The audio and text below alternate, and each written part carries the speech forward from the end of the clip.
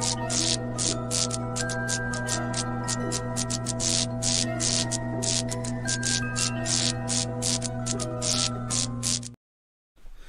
yes, people, and welcome back to another episode of the Ghostoul Podcast. It is Tuesday and we are here. This week's guest is a good friend of mine, worked with him many times. He is very unique in his skill set and we're going to chat to him now. We have the awesome Garry Fields. Whoop, whoop. Hello. Good evening. You okay? Yes, mate. You good? Yeah, thank you for the introduction. It's nice, kind words there of you. That's all right, mate. It's not a problem. Let's just sharing this out a minute. So how have you been? You been good? I'd say non-stop since August. I've had one weekend off since August. Oh, wow. With Paranormal and everything else as we do, you know. I would admit, whenever I see you on Facebook, you're always going out, always on a paranormal road trip. It's Gary's off again. Yeah, but I think that's with the balance of, you know, you work all week and then there's your reward, and you know, tie it in with the football as well. So exactly, I have to fit it around that. And I always say life's too short, so you live life to the full. You know what I mean, as best you can. Exactly. I mean, why can't you enjoy yourself? Whether it's watching football or talking to things in the dark. Well, you know? Yeah, it's just, as again, to me, you never stop learning. So that's what I love about going on any paranormal investigation. We learn so much of different ways that people work as well in different groups. Yeah. Do you think that's important? Yeah, because you can get little traits and trends, and I've been a novice back in the day, and I help other people with their mediumship as well. So that's always good that we support each other. Yeah. So we have Falco in the building. We have some others on the way now. When you guys come into the chat, just say hello so we know who we are talking to. So Garry, if you would like to just let the people know that possibly don't know who you are and what you do, that'd be brilliant. Yeah, I'm Garry. I've been on an amazing path with spirits since a young age of 5 years old. Basically seen too much, too quick, too soon. Dealt with a lot of deja vu and swerved a few disasters over the period of time, and then by about 38 I met my Reiki masters. About 38, 39, 40 met my Reiki masters. The last 17 years they've just taught me so much from the period when I met them, and I've been on my own path since then, and that made sense of why I'd gone through what I'd gone through. A lot of things are tied up through past lives. So I'm a Reiki master now, so I'm a natural healer. As a medium, my path is I am a helper, I'm a healer. So that ties in with helping spirits or helping people understand what's going on in the house. I do house clearances, spiritualist churches, raised thousands over the years through platform work and raising and supporting good causes along the way. And I like to give back. I'm a big believer in giving back. Comes back tenfold. It's not about money. It's about what you put out there in the universe. I'm a big believer in, put your best foot forward. So spiritually, I do development classes. I'm also a transfiguration medium. I actually channel spirits, but I try and share my experience with the public or friends in and around. And a lot of people on the nights usually stay away from me because sometimes they don't realize what's gone on, and then spirits have channeled them and me and the spirits are having a conversation. So everyone just learns and uses different traits and trends, and that's just one nice gift that I've developed, and I enjoy it as well. And there's one thing I'd like to do is do a bit of the artist drawing, and I really like to develop on that. My guide said 15, 20 years ago, there's a time and a place for that. So again, we learn so much. Development classes is automatic writing, and we can develop that out there in the paranormal world as well. So little traits and trends that we pick up around different circles or spiritualist churches, we can help each other moving forwards with testing the boundaries out there and the realms and the way that spirits come and communicate with us. And, it's just, that's a little bit about myself, basically. But I like to keep everything low key. I've done TV work, and I did go into that too quick, too soon. And I kept myself down the middle with that, you know what I mean? So, wasn't overhyped or nothing. It was all just give what you're given, and that's it. That was it, So again, it was an enjoyable period. Worked with some amazing people over the years, especially amazing mediums out there. And I think I was a bit starstruck one time when I'd done down Fort Whitley. I was with Brian Shepherd, and I was like, I'm watching this guy 10 or 15 years ago, and I'm stood next to him, and the energy that I'm describing and the spirit I'm describing, and Brian's off down in a tunnel, say, I don't know, 500 yards away, and he's actually drew the energy that I'm talking about when we collaborated and got back together in the hub and all that. And it's just things like that. I just think it's amazing how the intelligence ties in and the evidence ties in as well. So what got you interested in the paranormal? Where did the spark come from? The spark, I would say, a lot of people would. I don't think they believe me when I say that I seen Paul McKenna maybe 30 years ago, early 90s, and I thought, oh, there's something about that. So obviously my guide, my intuition are telling me, wasn't working with my guide then, but my gut intuition was like, there's something about that. And 30 years later, I'm working channeling spirits. I'm not a hypnotist. I don't go to a spiritualist church to be a hypnotist. No. So spirits have worked a way that they can communicate with me and blend with people's auras and energies and give their mannerisms, emotions, ailments around people. And we channel and we talk through each other. So that was a little bit of a big, wow, what have I just witnessed there when I seen Paul McKenna, like 30 years ago. And that was just like, wow, there's more to this, but I don't know what. So I think that was where the inquisitive side of it came in. So I'd say I was about 1992, 1993. And I walked home all the way from the pub that he was in. And I was just like, that was what that lad has just done there was off the scale. And you think of somebody that can help somebody packing smoking or hypnotize them. I just thought that's amazing. And then 30 odd years later, I'm doing channeling spirits and working and communicating. So I think that was a nice heads up from the team of like, watch this space, but we don't know what it's about yet, but we'll try and help you and nudge it in the right direction. Wow. So let's just say hello to a few people. We have Falco in the building, as I said earlier. We've got Mark from West London Paranormal. Good evening, West London Paranormal. We've had some good nights. Hello, Falco. We've got Rich as well. Good evening. Yeah. Good evening, Rich. Mr. Rich. And we've also got SK, one of our regulars. Nice to see you, mate. Hope you enjoy the show this evening. So... Good evening, SK. So how did you discover that you could speak to spirit? Was that from your Reiki stuff, or was it separate?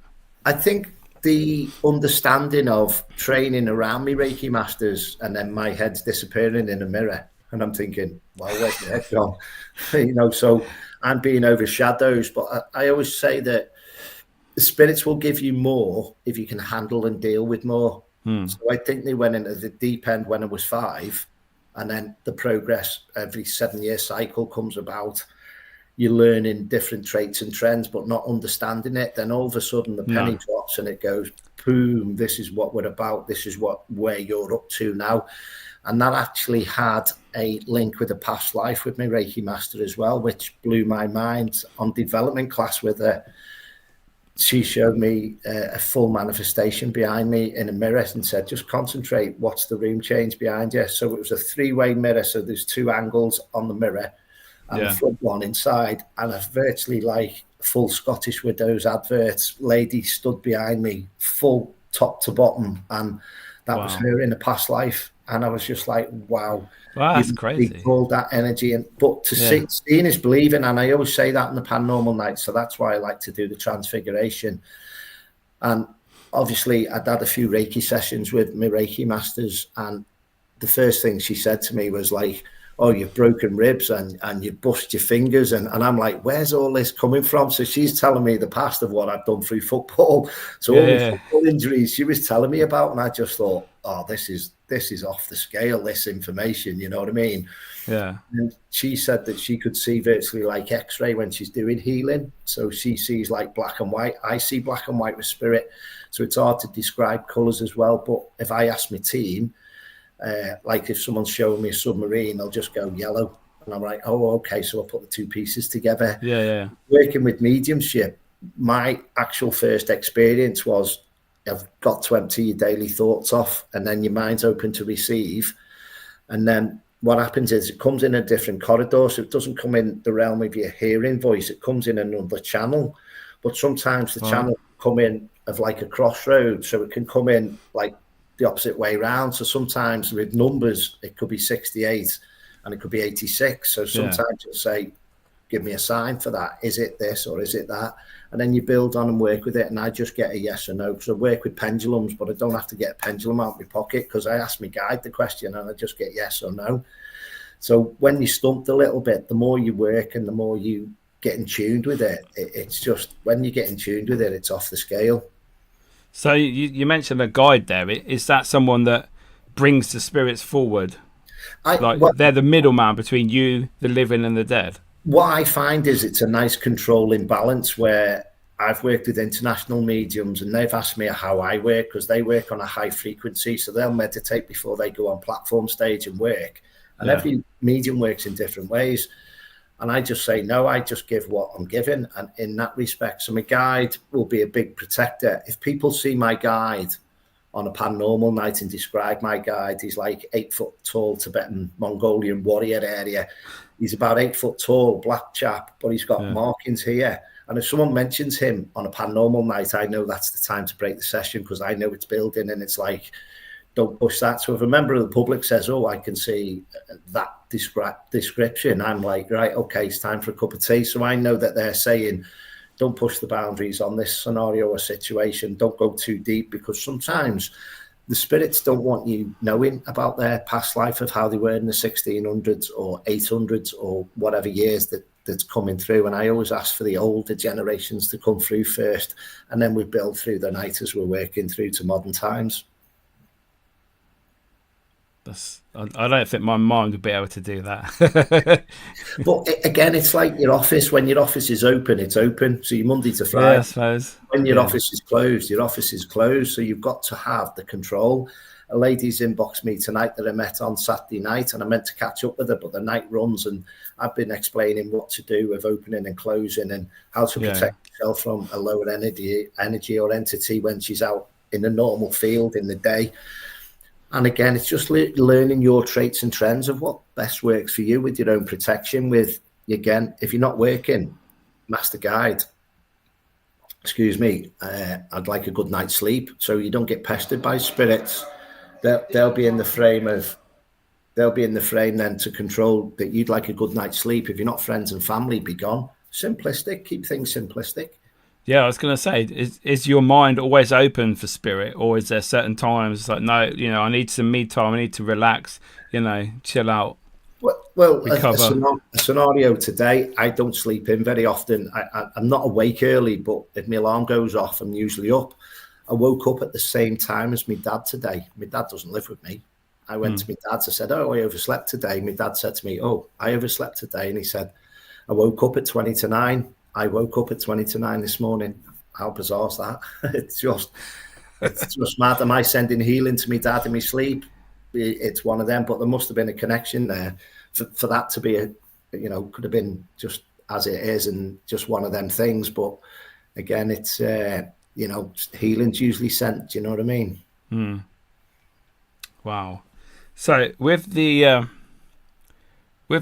Transfiguration, I've only ever seen you do it. I've worked with so many mediums over the years, but when I think the best time was at Englefield Green with West London Paranormal's event.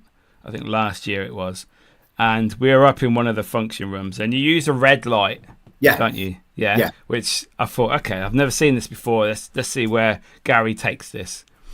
and I've seen you, and I saw your face change The community into centre.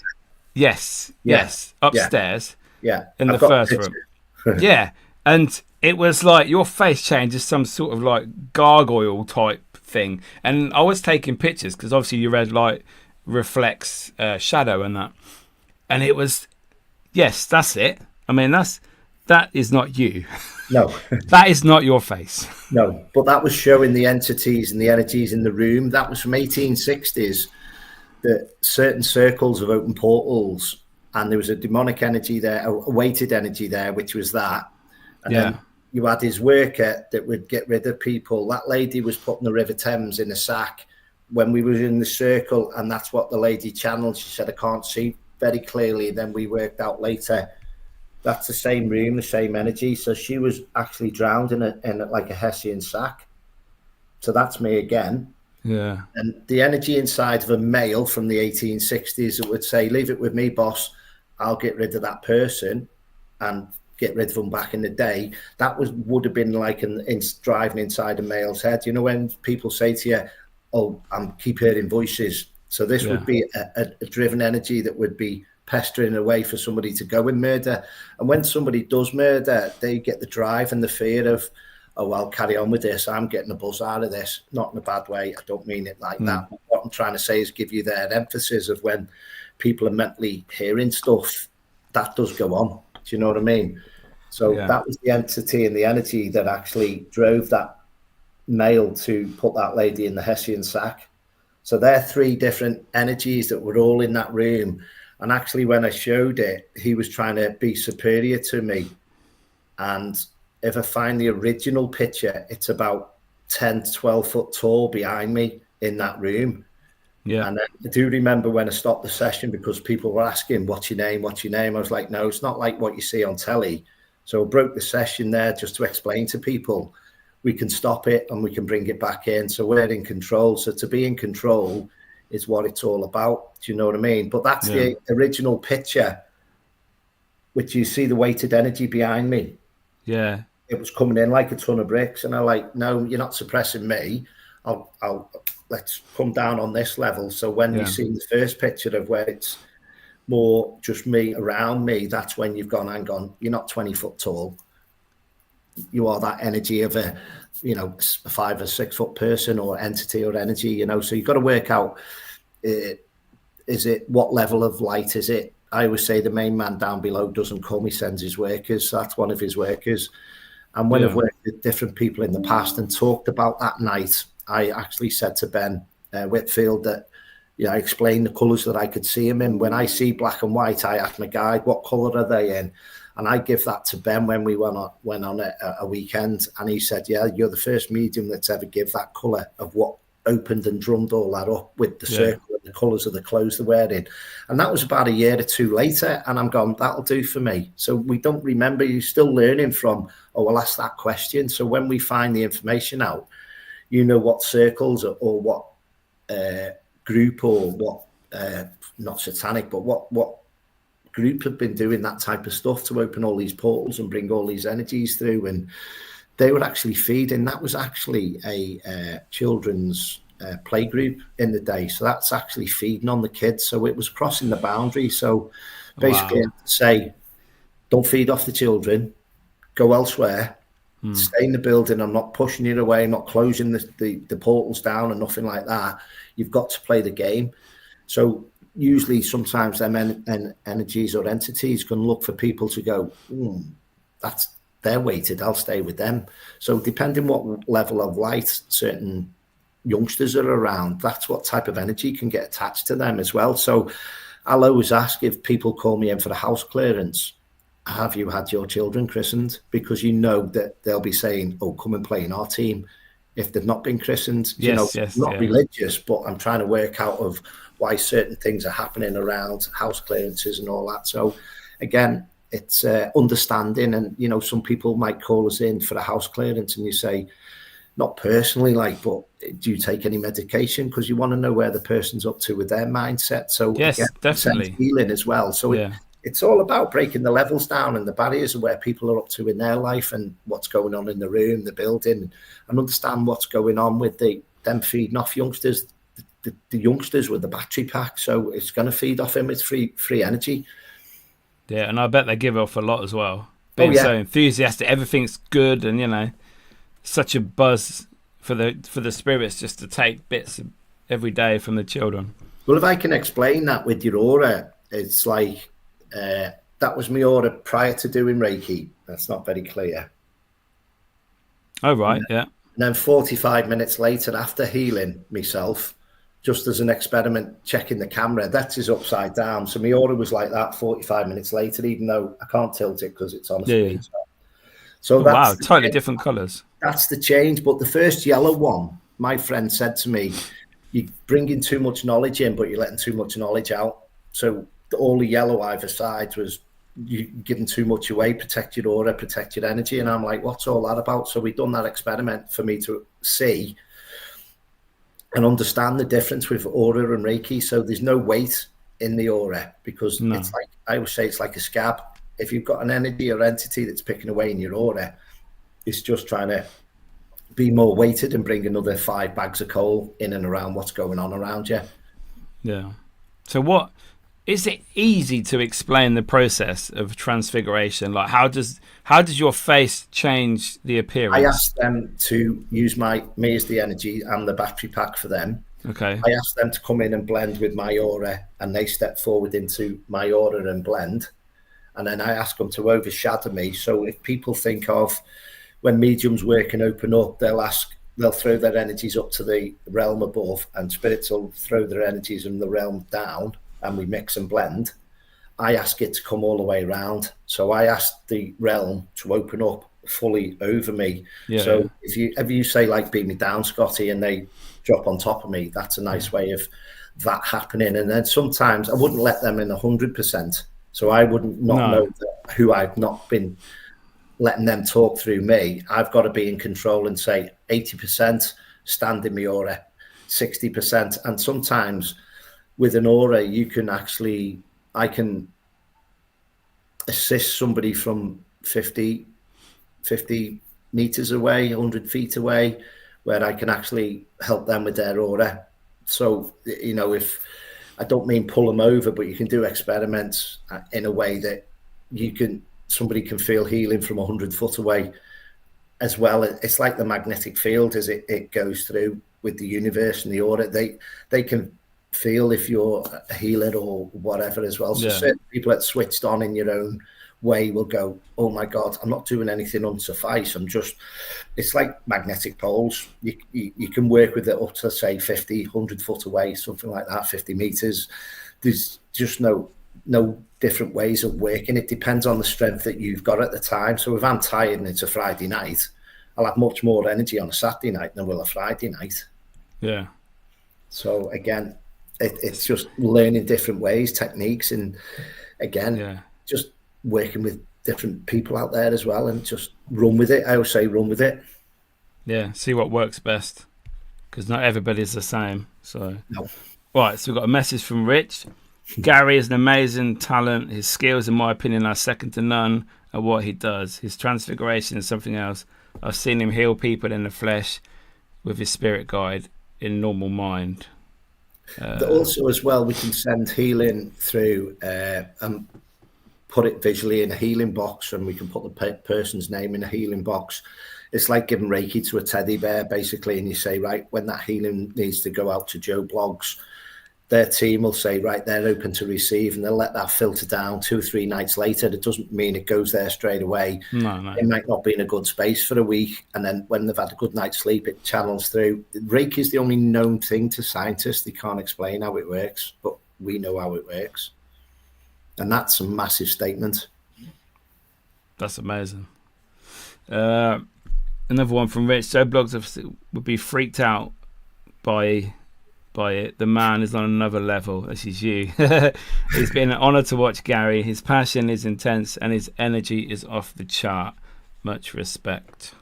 Oh, likewise. Again, I can't do it without spirits. I can't do it without the teams that invite me to the places up and down the UK. And again, you know, I like sharing. I like giving back, and that's why I'll get in the van on a Saturday afternoon at 2:00 and I'll meet up after a 5-hour drive, and I've done investigations in -7, and I've slept overnight, and I've drove somewhere else, and it's been -5, -6, -7. I've got back home, and there's been no heating on in the house all weekend, and all my pipes are frozen, and a brand new extension, and I'm like, oh, right.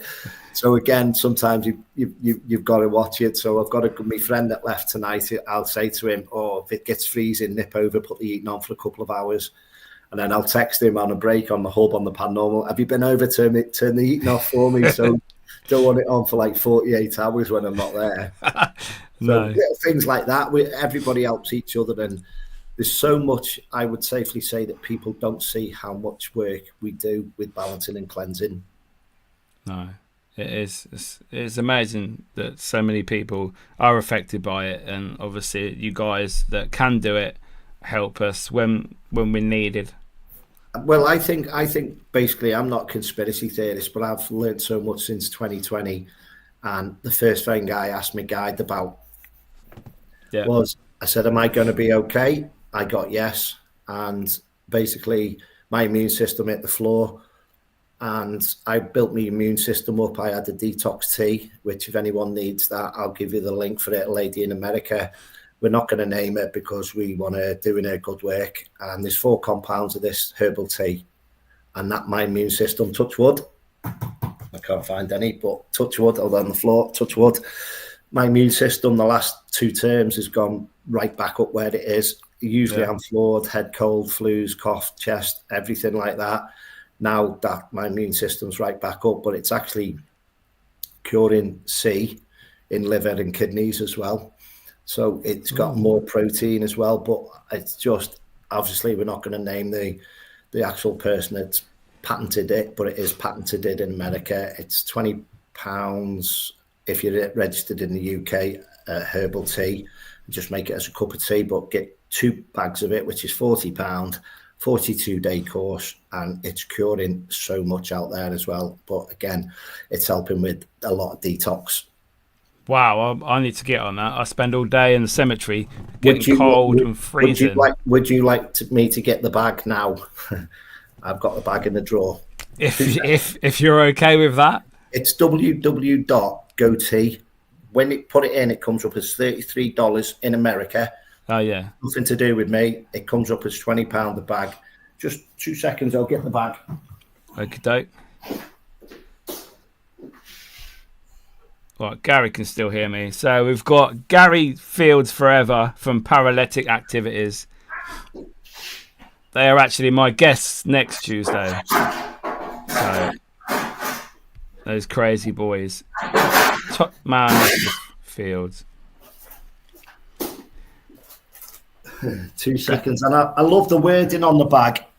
Now, this bag's empty, but I will not throw this out because I never want to lose this with the information. And that's the bag. So I'll let you read what it says. But the 4 compounds on the bottom.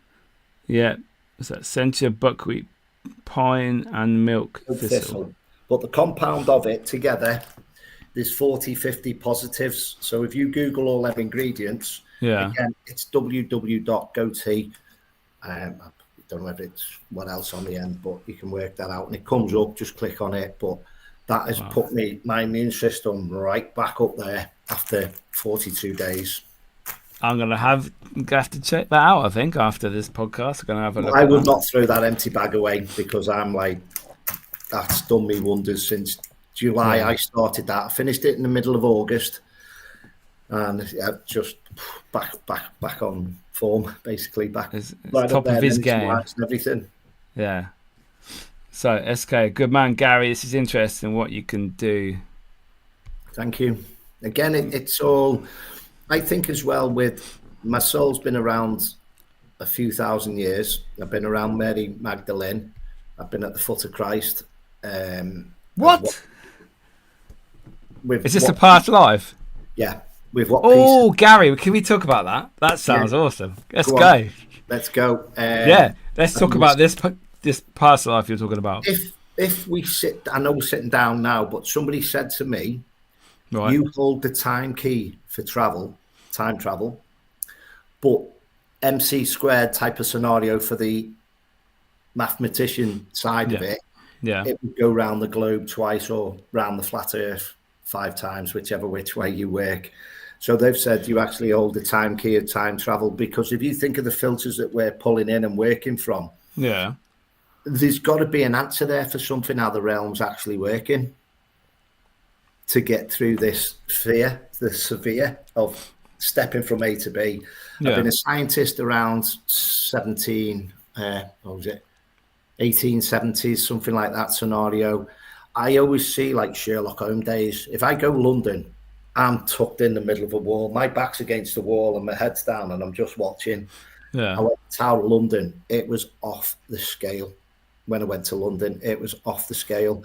I've seen time periods from like 800s as well. And I've been a Knights Templar to the King and Queen of France. And I actually done an investigation where the Magna Carta was talked about in a church in Lincolnshire, where there's a tower and the energies that came through that. I give information and they said, the King of France travelled to Plymouth, and on the ley line to where I was the destination of where we were doing this live feed. I just give what I've given, and this group that I was on the live feed with, they had their own historians and people at admin that looked after the page and all that, and they said, Garry, we just researched what you just talked about, and that's where that specific thing was talked about first before it was signed. And it just went off the scale. I've got pictures from there as well that my friend's putting into a book that he's been doing for 10 years. It's come back from the printers 3 times where the photographs aren't clear.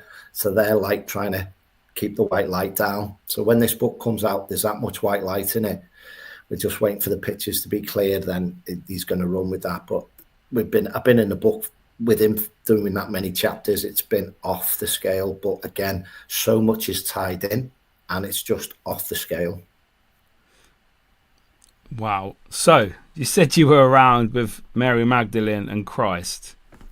Can you elaborate on that? What were you? Or it's just what you were shown? I've seen myself on my knees, and I've seen a red at the base of the floor, around grubble or whatever. And then next minute I've come back out of it. So it's like for a millisecond. So it's like reliving. It's just like, is that a dream? No. And things tie in. And it's like, how deep do we go? I'm still learning. Been doing it. I'm 59. I'm still learning. I went up to Stirling 8 years ago. I was with Brian, a good, amazing paranormal investigator up there. Brian Harley, if people know him in Scotland. And I said to him, did you hear what's just been spoken to me? He said, no, what was that? I nearly crashed the car. It's clear as day. Welcome home, sire. Wow. And I went to Stirling Jail for an invest in June, July. Everything from the castle for the first 2 sessions of the Paranormal night came through in the jail. I showed Robert the Bruce. And people with the crown on my head, they Googled it and said, Garry, that's the crown we could see, because no one took pictures in the cell. And after the session, they Googled it and they went, and I'm like, so strong. But my Reiki Master's Guide was one of the 5 bodies that was found in the chapel in Stirling Castle. So when they've done they've done a reconstruction there as well. I believe it was on Crime Watch many years ago, but I can't find the YouTube or the video program where that was actually my Reiki Master's Guide. So sometimes, as soon as I opened up in Stirling Jail, he said to me, he's here. He's got a rude word that he says, and he said the rude word, and I know that was him straight away. And I have got a picture for him. If you give me like a couple of seconds, and I'll pull that up as well. And he's amazing, but he helps alongside my guide. So when things do get too OTT or too, protect yourself and look after everything, it was there you go. So that is basically the chap that was up under my Reiki Master's Guide. Right. Was one of the bodies that was found under the chapel in the Stirling Castle. And that was the picture that I was showing as I was transfigurating. Wasn't of the transfiguration, but that crown is what the people took that photograph and emailed it and said, Garry, that's what we could see when you was channeling in Stirling Jail. Not that he'd been to Stirling Jail, but he came from the castle, because it's only about 500 yards. And that's the strongest energy I've ever had working on a paranormal night for them 2 hours. It was just surreal. It was like I was in the room at the castle and I was handing out trinkets. So everybody in that jail, I was handing out trinkets if we were in Stirling Castle, in the room, ready to go and come on, let's go, and drum all the lads up. And yet I was quite intoxicated as well. So I was like, it was like Maeve art scene, if you get what I mean.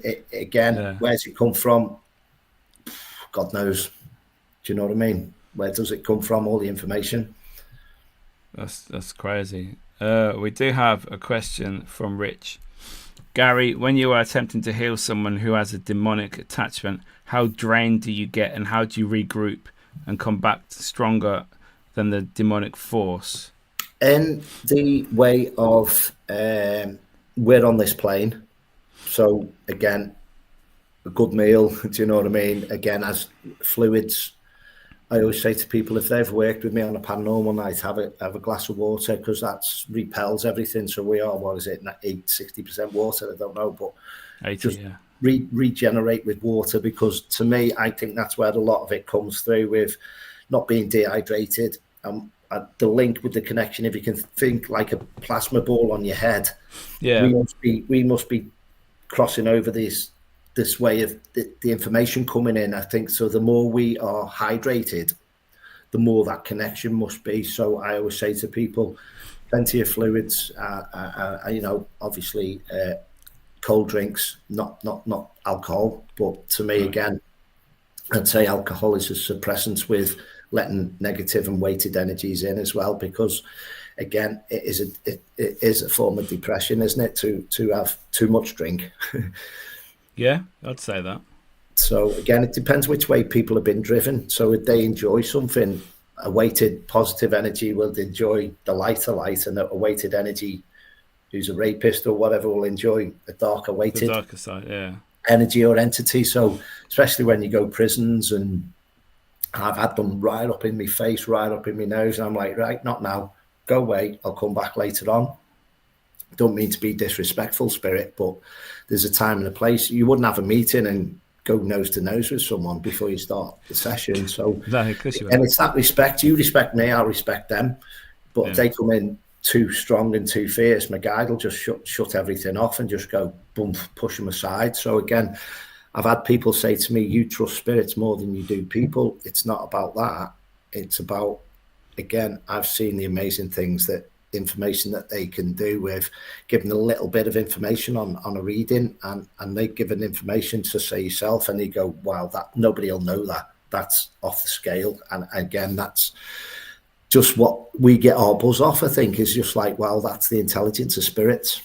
That's what we're all looking for. Everyone nowadays thinks they're a medium, and there's so many ways that this can be flawed. And the fact that, like you say, if you give a certain information to somebody, and it's like, how the hell did you know that? That is where people think, right, this one's a good one. Where's it coming? It's rolling in. It's rolling in your aura, your energy, you're mixing and you're blending and everything else as well. When we done the police station, and I channeled the policeman that was quite silent up against the wall. The old prison, And I said to him about the 3 numbers on his collar. And then the next session, Andy Moores went in and drew him, and he had 2 out of the 3 numbers that I give. I'm like, yes, wow, that's validation off the scale, because I might see that like a 3 as an 8 or 8 as a 3. So for 2 mediums to be in on an investigation and not even spoke to each other about that scenario or situation, and then later on in the hub, somebody's gone, have you seen the picture Andy's drew? And I said, them numbers just blew my mind away. And you're just like, wow. Yeah, I was in the room when you were having that experience, and you were using your red light, and you could see on the wall, I'm actually trying to look for the picture now, you could see the picture and the shape of the policeman's helmet, and you had nothing on you that could translate as that. Exactly, that could possibly be that. So when I do go working, I always like to be clean shaven as well, because a lot of times spirits back in the day would have the sideburns and the patches or the goatees. No disrespect, but again, it's just I like to be clean shaven as well. It's just that I sense more as well when I'm clean shaven, and where people say, "Oh, you feel the hairs on the back of your neck." It's like that scenario as well when we're tuned in and linking in. It's just like we're wired. Exactly. Oh, I don't know where that picture is. I did have it somewhere, but it's an amazing. I'll put it up on the page at some point when I find it. It was. Here we go. I found a picture of a woman that was there. Yeah. You got that lady, right? that Andy Moore drew. I don't know where that policeman picture is. Oh, here we go. You found him. Yes, there we are. So that's the policeman. Yeah, and it was the collar. It just was outstanding. Where I know you can't see the number on there, but it was top of my head. I can't remember now, but it was just 2 digits we both had out of 3, which is like, wow, where's that come from? Yeah, and there's the picture of you with the pointy policeman hat. You can see that. Yeah, on top of you. Yeah, and you've got nothing on your head, no hat on. No.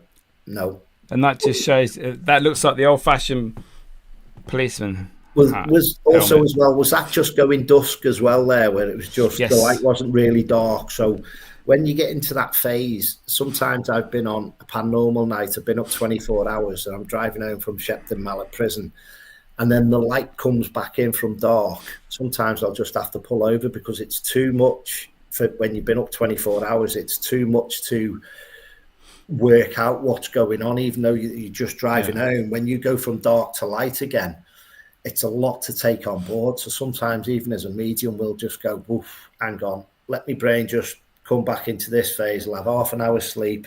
Yeah. And we go again as well. So sometimes you can get, that's a tough time, is when you've got like a 5 or a 6 hour drive, and you don't want to nod off, but sometimes you've just got to go, no, enough, rest, because you're taking on board for your brain, trying to too much from being up all day, being up all night, and then it's going back to day. So sometimes your brain just needs to go, whoa, let's have a nightcap for 10 minutes or 20 minutes.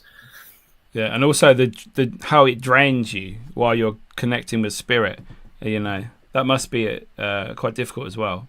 Yeah, I do. Well, I'm just grateful for people on the invest, because loads of people will just make me a cup of tea, and without the cups of tea, that keeps you going. I don't have a lot of sugar, but again, that just keeps your energy up as well. And the draining side of it is like, I don't like this morning. I don't think I've ever woken up from like a heavier deep sleep. Where you're like, whoa, what's going on? It's just sometimes I don't get that very often, but again, sometimes it's like, hang on. To me, the shortest day, when we get to the shortest day, the 20th, to me, my mindset is now keep my head down till the 20th. Once the 20th's in, I have 2 weeks holiday break from my job, get back into it. The nights are drawing out. So my mindset is then to get to spring, which is the 1st of March in my eyes. And then I'm just like, whoa, all spring and summer, great, bring it on. So again, my mindset in the winter, I don't like the period from the clocks going back to the winter solstice. It's like hibernation time. Even though we're working, I just think that's your natural body's way of saying slow down. Yeah. So you mentioned being tired from all the spirit work and the days and nights and the drives. What I've noticed when I've worked with you, you always got your notepad with you. You're always writing. So you'll get to the location or even stop on the way, and you'll be writing stuff that's coming to you. Yeah. From the location or spirit that you were going to come in contact with. Is that common for you? Yes, definitely. And sometimes what I did in the earlier days, I'd write stuff down a day before and I'd put it in an envelope, and then that stuff would come out on the paranormal night. So I had one time where a famous medium, I wrote down in the envelope, he'll come around and show himself through me. But that person, amazing medium, actually was protecting us in that session. But when they opened the envelope at the end of the night, it had Joe Bloggs will show himself tonight, famous medium. And the session we had was actually someone, when we was crossing the M62, something went on not very nice over there. And that session, that person tried to come through in effect and put a spanner in the works on the paranormal night, and then that famous medium come in, showing themselves. Right, time for a break. So again, your spiritual realm over there, your friends, family, and loved ones are still helping you as well, which is that's just off the niche. So things are put in the envelope and comes around and about.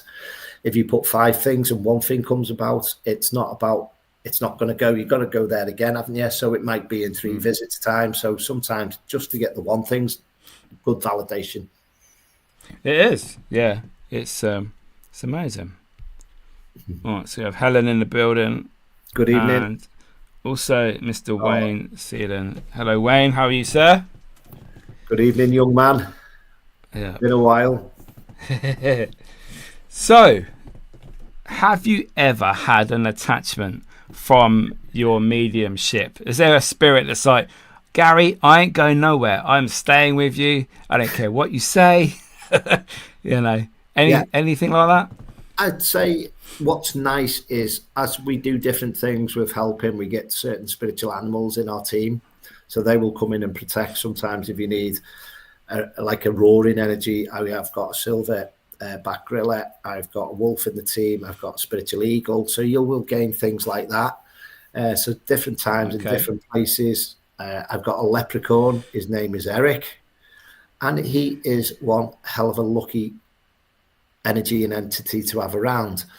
Eric will go off drifting. I might not see him for 6 months. He will go off to a friend. A friend came to my house and said, Garry, I've been on such an amazing run with luck. I'm like, right, okay. He said, I put a £5 bet on the way here. I typed the wrong number in. He said, I've just won £10,000. So instead of putting £5 in on a bet, he put £50 in. Oh. And it come in, and it was just like whatever amount he'd won. And I was like, mate. So sometimes Eric will be a pain and a pest. He will bounce on your bed at 3 o'clock in the morning till you say, good night, I want a good night's sleep. He will wake you up as well. So he can be a little darling as well. So again, depends which way you look at it, depends what your beliefs are as well. So again, I've not seen him for a good year or 2. So he's off with somebody at the minute, but when he's due to pop back in, he'll pop back in. So how do you see all these animals and leprechauns and that? Is it when your eyes are closed and you're inside your brain, or is it? How does it work? It's I see cine film. Right. So as I talk, I see cine film, I see bullet points. So from the cine film, I'll add on bullet points. So it's the combination of hearing the voices and seeing the cine film. So, and again, it's combined in them. So it's like watching, going back into the war times and watching a film. It's just like, ooh, you're watching it develop as you're sitting there. So it can be a millisecond, but for that millisecond, it puts so many pieces together. Yeah. And again, it's just you've just got to compute it, if you get what I mean. So you've got to defrag the computer and run with it. I'm just looking for that. So that's like little Eric trying to form.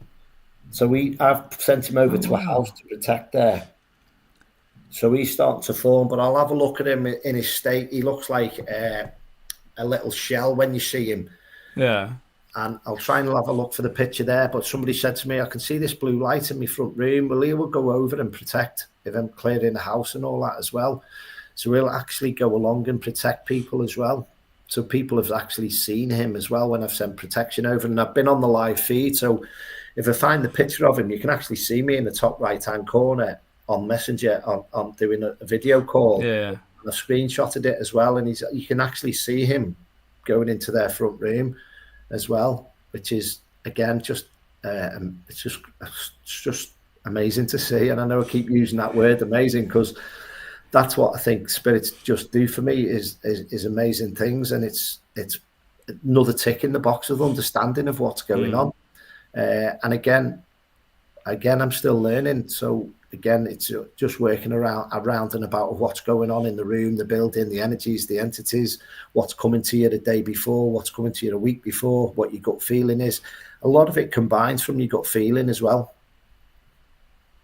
It's, for me, this blows my mind because for me, I'm just a normal investigator that goes to talk to air in the dark, and then you've got all these different gifts and all these different people and animals and like spirits coming in to speak to you, give you information, and it's checking out, and it's like, wow. And for me, I just can't comprehend how that would work.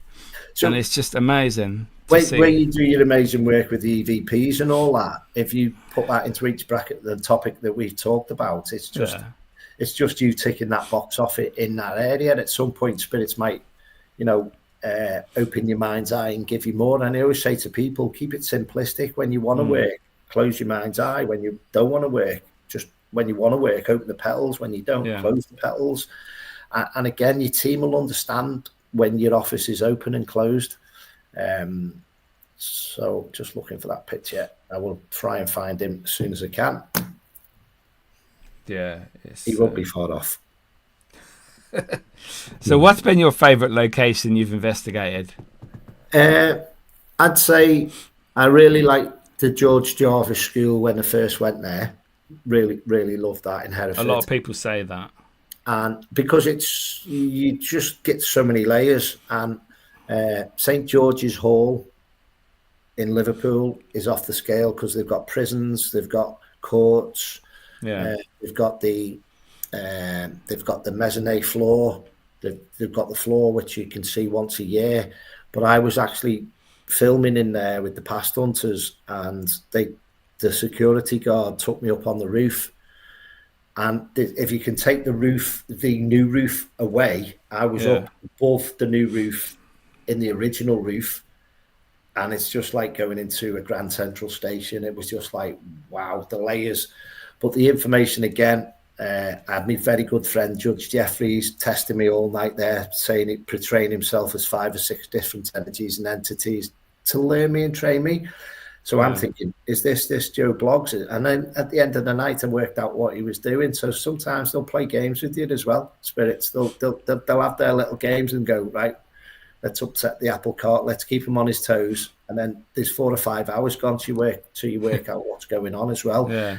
Don't get me wrong. We see Aunt Betty. We see my nan. My nan's always around me. She's a great advocate and spirit and protecting around me as well. So things like that, it's like in a nice way saying, give me Uncle Bert or give me, Colin or whoever. It's just sometimes you've just got to deal with. A lot of the times the sinister things come through because they're the strongest strength of the energies, where that's the most horrific period. It's not after the horrific period, but when you deal with the weighted bottom energy, everything else is lighter. Do you know what I mean? So if you do the first phase of the investigation and it's a weighted session, then the next one gets lighter. So you're asking for the different layers to come through. So if you're in a castle, you're going to get a lot of skullduggery going on, aren't you? Mm-hmm. Yeah. And you've got to understand of what's actually the history of the building and why that's coming through to you as well. So that's why I ask for different levels at different times on the break periods as well. So I use them as little chapters and little corridors of saying, right, okay, give us something totally different now. So with regards to past family members, I spoke to Barry John about this on the show, and he said that he speaks to, I hope this is right, I'm sure he said his mum. If not, I'm really sorry. I actually... He didn't... Like it was a relief for him that if his family passed, they would come back to see him. Is that the same for you? Obviously, you mentioned your family there. Is it? In a way that I've done development classes, and I like my step granddad. He's not into this, so what have you brought me here for? Because I'm connecting with him.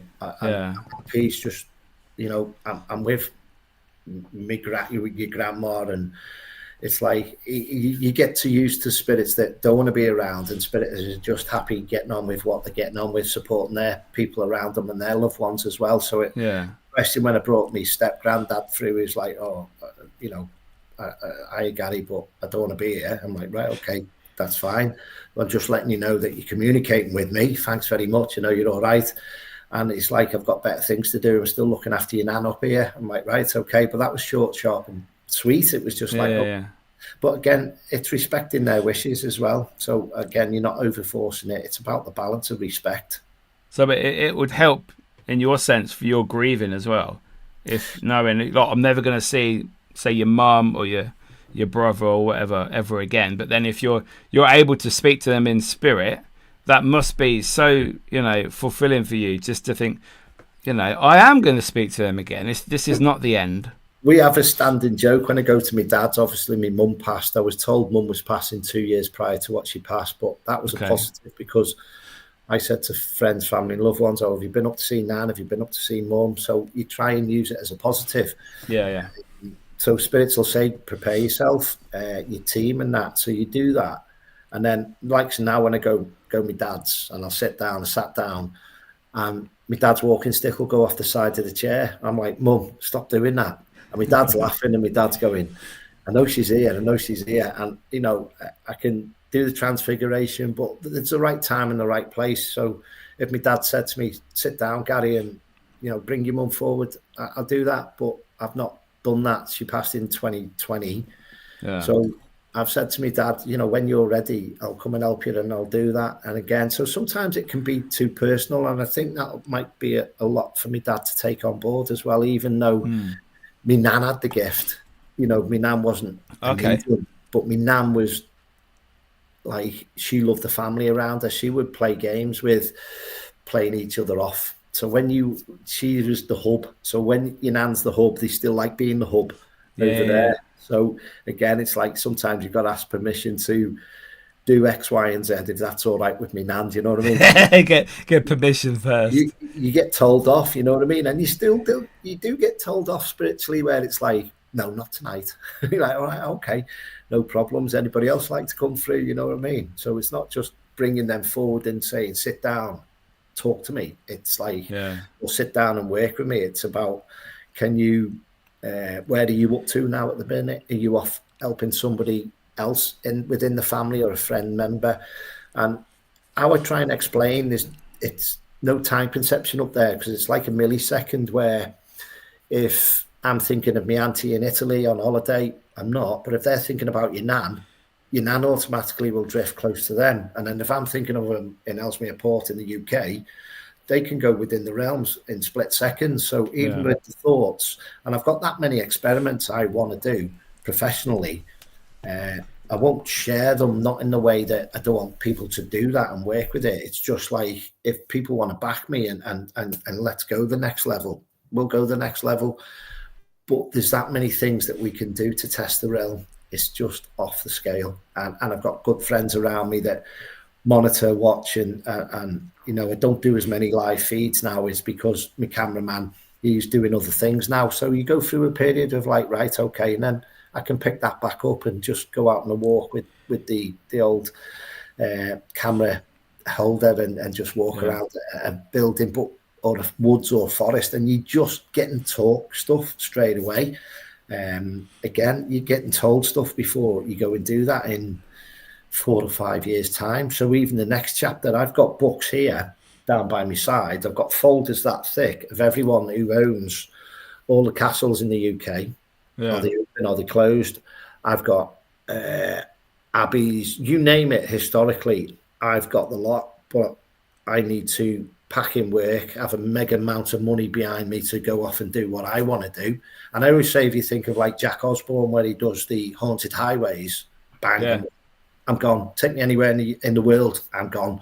And I'll go and do that. Do you know what I mean? But obviously, it always comes down to the finances things, unfortunately. Yes. And I'm money orientated, so I just go with the flow. To me, spirits put me where I need to be, but I've got that much stuff there that I want to be out and doing and getting on with it. It's just, is it the right time and place? Spirits will let me know, so I put trust back in them as well and respect them. Yeah, like you should. Yeah, you respect the living, you respect the dead. So yeah, hands down, 100%. And that's what I think with the balance, as I said, the more you can handle, the more they give you. So when you've got that much respect for the way that we're as professional as we can be, I think that's why we get so much stuff going on in and around us, because you can go somewhere blindfolded. I've had people blindfolded from a hub, and they've gone up 2 flights of stairs and at the bottom of the building, and took me to where the next session's supposed to be. So they're little experiments you can do and say, right, spirit, where are we taking this Guide person? Them. Yeah. That's a medium, and I've blindfolded a medium, and I've gone blind walk to where we're going, which part of the room do they want us in now in the building, and they've walked right down the bottom of the building and up 2 flights of stairs as well for the next session. So again, it's trusting, what do we run with now, guide? So you ask your team, what should we do next? And they say, try that, do this, do that. And it's great. You're on the ball with things. And it's just, I just love it. Just every minute of it, you know, even if it's a quiet night, something always happens and ties in and comes about at the end of the night. Yeah. Do you think that spirits know your intentions?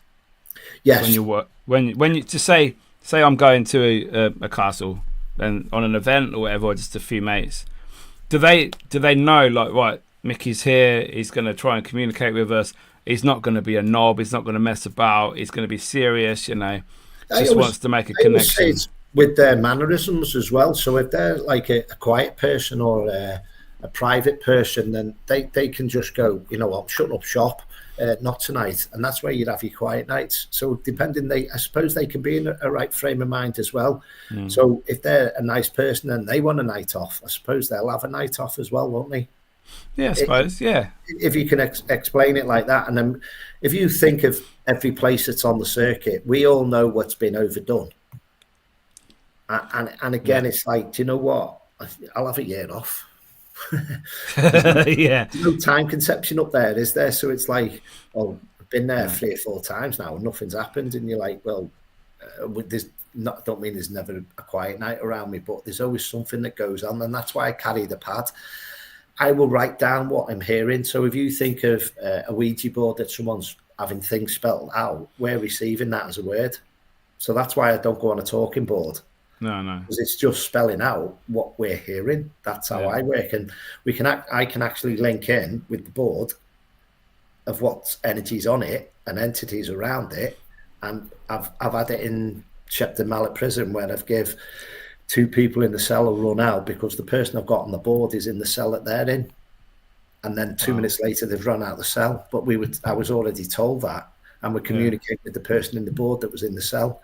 And he was a touchy person, so I've actually got a picture of that as well, and that is mind blowing. There's like a hand running up the lady's bottom of her hand as well. Yeah, and that's off. That was off the scale as well. But there was only 2 people in the cell when that picture was taken. But to give that information before they ran out the cell, I was like, "What's the matter?" And they've shown me the picture when we've had a break next, and I'm like, "Yeah, that's why I can understand why you've run out the cell." Do you know what I mean? So that was that actual picture, and I'll zoom it up. So that's the picture the lady took. So if you look at the hand on the left-hand side, their arm, I'll zoom up that. And the lady was like 6 foot in front of her. Yeah, that's crazy.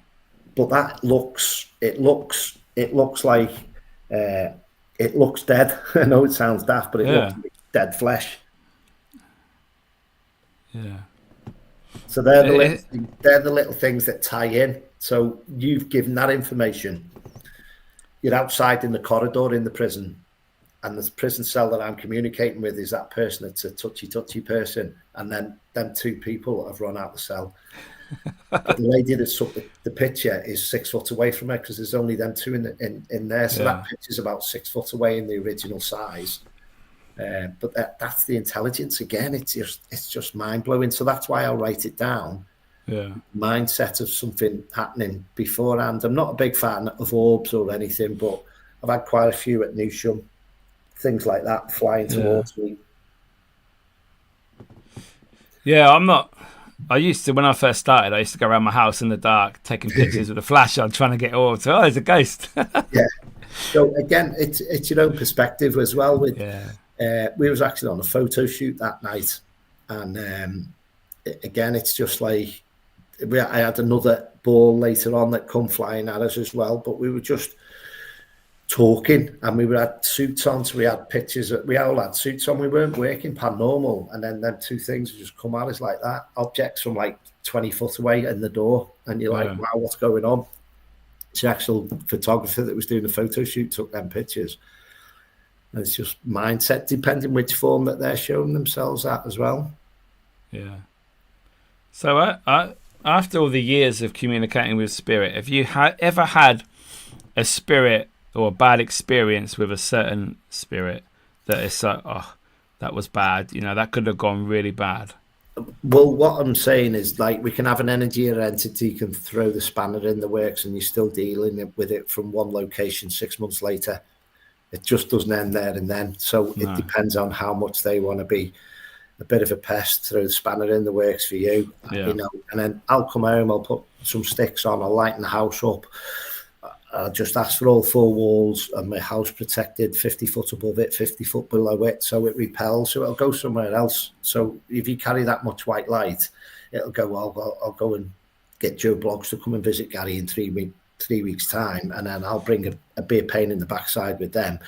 So they can throw their energy around somebody else that you'll have to deal with, and then you've got to work out 6 months later or 3 months later, you're still dealing with it, you know what I mean? Because there's energies and entities out there that have different traits, and a lot of people talk about the likes of Jumping Jack Flash and all this, that and the other, and all these entities that see around London cemeteries and all this, that and the other. There is energies that will just come in. I don't mean pull your bed sheets off and just disappear. They will come in. I've had it where I've been with a person and they've actually channeled through the person why we've been together, and you're like, no, not now. So that person's been relaxed in their own field, but they'll try and step in. And, you know, again, I think hence why I'm single. So when, you know, there's a magazine up there which talks about Wicked Lady. I've cleared a succubus from around Morecambe area, and as soon as I've left, the lady's invited it back in. But I've drove 2 hours all the way up there, cleared the house, balanced, cleansed it, settled everything down. By the time I got back home, the person that she was with phoned me, Garry, it's back. And I'm like, why? What's gone on? She enjoys the energy, but I've actually sent another team member back up there off the blue. Out the blue, I've sent people off the TV up there to deal with it and saying, look, I've not told them I'm not going. I've thrown another expert team up there that's got demonologists there and everything, because I've explained when I was up there first, look, if you carry on inviting this energy in, you could end up with mental health, and you've got kids. So again, it's where do you draw the boundary, where do you draw the lines? And then sometimes they'll throw a spanner in the works and they'll mention a family member, and you're like, right, okay, you're not playing ball, so you know what, I'll go to plan B, I'll go to plan C, in the protection side of it. So it's like, don't get personal. And that's what I'll always say to lower energies is like, don't cross the line, don't get personal. And you've got to throw that out there as well on an investigation. So sometimes if you're like, why do I keep hearing Joe Bloggs' name if it's a close person to you, like, right, okay, stop it. So they're picking up on the realm, they're trying to scare you, and you're like, no, it doesn't happen, it doesn't work, we're not playing that game, we're not here to play games. You be you, I'll be me, and, you know, we'll go and have a standoff at dawn, and we'll talk to each other, you know what I mean? On Saturday night, I wrote on my pad about the first, second part of the investigation meeting, and I'm like, I don't know what that's about. At the end of the night, the energy energy that was strong, he was like a Peaky Blinders entity that had his hands in every pie. And I wrote down he had a deal going for £200,000. It actually, the lady said to me, the figure who was working with public that was channeling the spirit, it's £20,000. I don't mind being one digit out, but that's what the information that you're getting. Yeah. And the energy, we sat down at the end of the night, and within the last session, there's sofas there. 2 spirits channeled through 2 members of the public, and I had a meeting with them about not crossing the line, and I'm not here to upset the apple cart, and I'm just one of you. I'm a hardworking guy. I've worked for everything I've got. Again, and I was trying to tell them the respect that I hold with, I'm a hardworking, normal guy. You're a businessman. I'm just started off like you have. And we need to chat, because I'm not stepping on your toes. I'm not here to upset the apple cart. I'm just here to find out the bottom of it. At the end of the night, it was just like, oh, wow. It was just like the lady went, can't remember that. And then the lady sat next to her was like, we've had a chat with that spirit, and we've been in here having 35, 40-minute conversation about boundaries and understanding each other. And what they did back in the time is totally different periods. And sometimes I'll throw a question out to spirits and I'll say, spirits, do you know that you're on the other side? Or spirits, do you know that you're dead? Or spirits, can I shock you and tell you what year it is? And I told that spirit, I said, we're in 2024. And they went, no. And I was like, the action and the mannerism was like, wow. And it was like, at the top of me, I'd say the energy was 1932 or whatever the period it was picking up on. So spirits have got to work out where they're up to as well sometimes when they're working in the realm. So they don't realise that our periods move forwards. They see our times as fast and we're wearing weird clothes, but they might not know what period we're in from what day they've passed. So you've got to give them a little bit back as well to understand of where they're up to. So if you're talking to Henry VIII, is he bothered that he's in 2024 talking to Garry? No. If he wants to believe me, that's down to him. It depends on the understanding. We've been to Tuckbury Castle and we've had some amazing nights there. And some of the stuff, you'll see shadows out the corner of your eye and you get energies. I went to a great hall it's a residential school, and I went up there in the lakes. Can't remember the name of it. And as soon as I got there, I said, somebody just walked right across me, and I described what they were wearing. And they had like a red cloak on, even though I see black and white, but I could see like a thicker white band. And then down in the hub, when we were doing, in the hall, when we were doing another part of the investigation, somebody showed me a picture and there's chaps all dressed in that regalia. And it's like, wow, but that person just walked right across me to go, oh, tonight. But he was trying to put a scupper and a stop to the night even before we started, because it was like, no, it's not happening tonight. And he just and he just walked right across me spiritually in the energy, and I was just like, right, okay, I know what I've just seen. And later on it comes out with that information, that somebody's found information on a picture. That's good when other people can back you up for what you tell them or what you experience. And again, that's the great part of the night as well. I've had it in Judge Jeffrey's home in Liverpool, so that's Walton Hall, which I love, but the ceiling's gone now, so it's very well decayed now. And then I was on the investigation and I said, Judge Jeffries is here. About an hour and a half later, a good team member who used to look after Colin Fry when he come up and done his nights in the Northwest, my friend, and she said, Garry, have you seen this? And I went, what? And she went, look at the history of the building. Judge Jeffries. Judge Jeffries, yeah. And I'm like, it's a Masonic lodge. You can feel that, you can sense it, you can see symbols, but the history of it, and you're like, wow. And that chapter's there, and again, people getting EVPs and stuff like that, and it's just like mind blowing now how people can come up to you later on, and that's your validation, where it's somebody else giving you the validation back. It's not you searching for it. You're just telling them what you experienced, and they say, Garry, actually, look at this. And that must be so rewarding for you. It's a sit down in moment. A way. Sometimes it can go, do you know what? I just need a minute for that. Let me have a cup of tea. Let me just get my head around what somebody's just given me, that validation. Again, it's running with the energy. And different times of the year, I will always say to people, even yourself, experience the building that you go and investigate 4 times.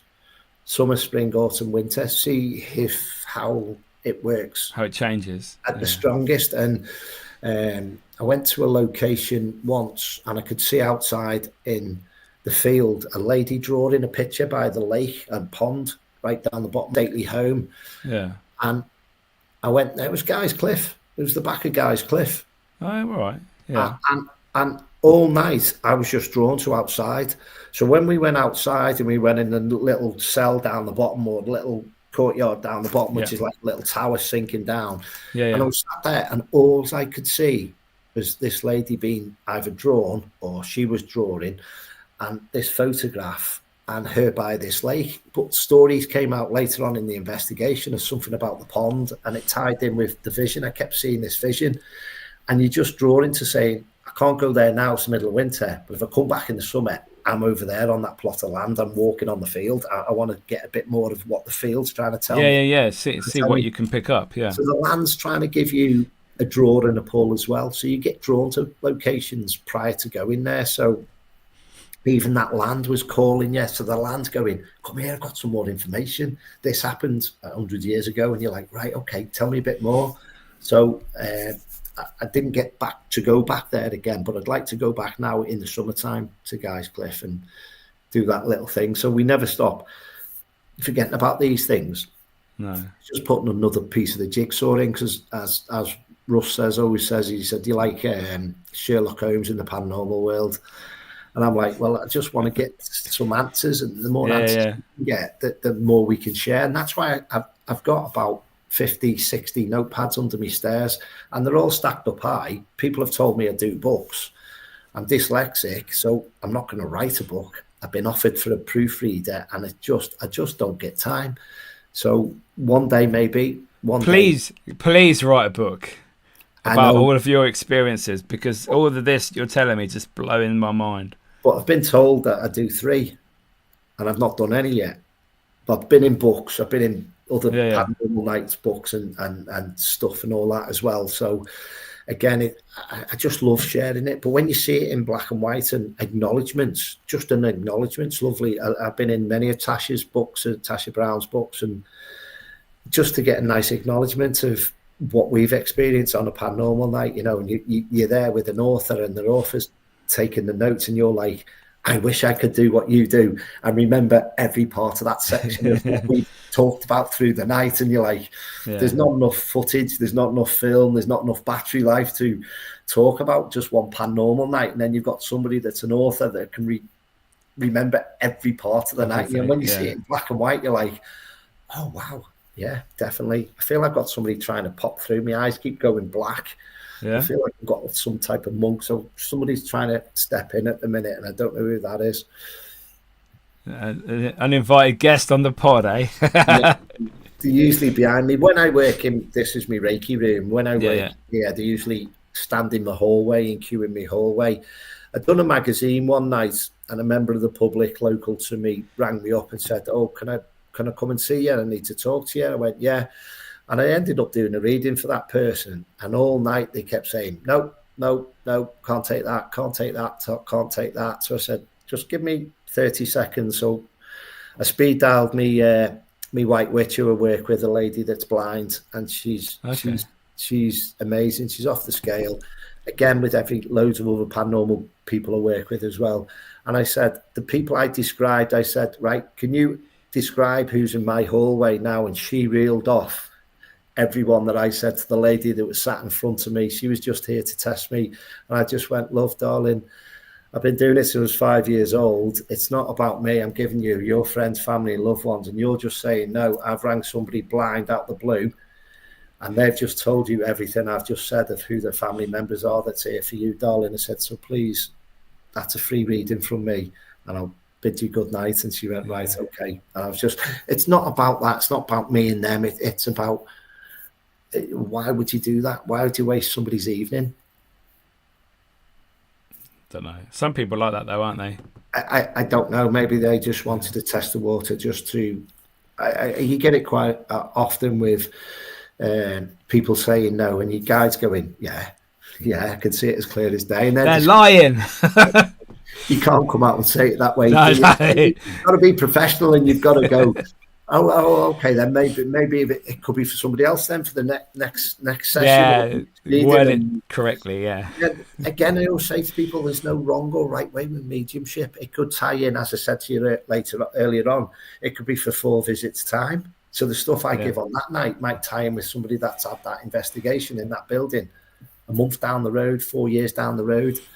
There's just something that how the realm works is amazing. And little things I always say about SAR with the machine in Switzerland, they were told to virtually turn that off with portals opening and black holes opening in space or whatever. Why are they doing that? Why are they messing with why are they messing in certain depths of, there's certain things to me shouldn't be touching, and I just think that's a bit too close to the button. I just think they don't understand. They think they do, but they don't. On the grand scheme of things, they don't really know what's going on the other side. But as I said earlier on with the Reiki, it's the only known thing to scientists that they don't have the answer for. So why would they mess in a field where they're trying to do all these experiments with black holes and everything, or portals or whatever? It's like, I mean, how many stories we hear of portals opening left, right, and centre, and people might not understand. You can have a positive and a negative portal. Can you? Oh, okay. Yeah, but it's like a negative will feed. A negative portal will feed off your energy.